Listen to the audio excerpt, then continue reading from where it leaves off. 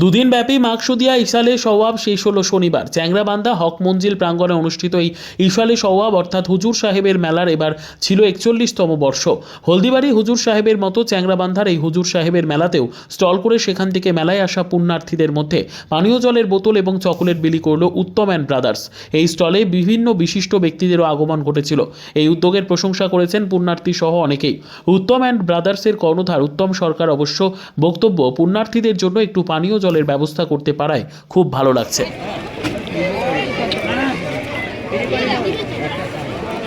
আছে উত্তম and brothers, আমরা আছি আপনাদের পাশে। খুব ভালো লাগলো আমাদের এই জলসায় যে সহযোগিতা করেছে উত্তম অ্যান্ড ব্রাদার্স, এর জন্য আমি খুব তার প্রতি কৃতজ্ঞতা বোধ করি।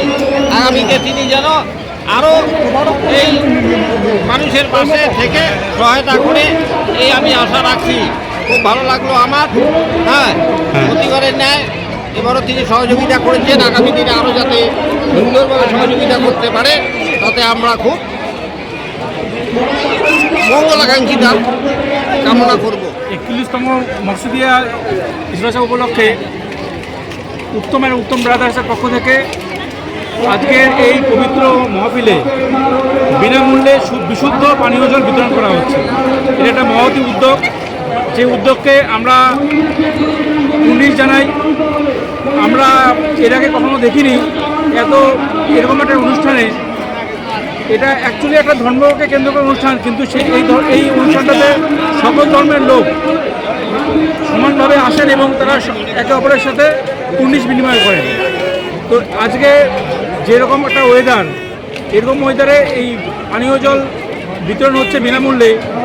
উত্তম সরকারের তার নিজের উদ্যোগে বিনামূল্যে সকলকে পানীয় জল দিচ্ছে। এটা একটা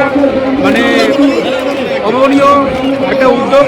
সেই উদ্যোগকে আমরা সকলেই স্বাগত জানাচ্ছি এবং এর জন্য আমরা সকলেই কৃতজ্ঞ আপনার কাছে। আপনার নাম? আমার নাম জুলফিকার আলী আহমেদ। আপনি কোন দায়িত্ব, কোনো দায়িত্বে আছেন? আমি একজন শিক্ষক, আমি কুচবিহার থেকে এসেছি। এই প্রোগ্রামটা ব্যাপারে শুনেছিলাম, শুনে আমি ভাবলাম যে এরকম একটা সুন্দর অনুষ্ঠানে আমার উপস্থিত থাকার প্রয়োজন, তাই আমি এখানে ছুটে এসেছি। আচ্ছা, ধন্যবাদ।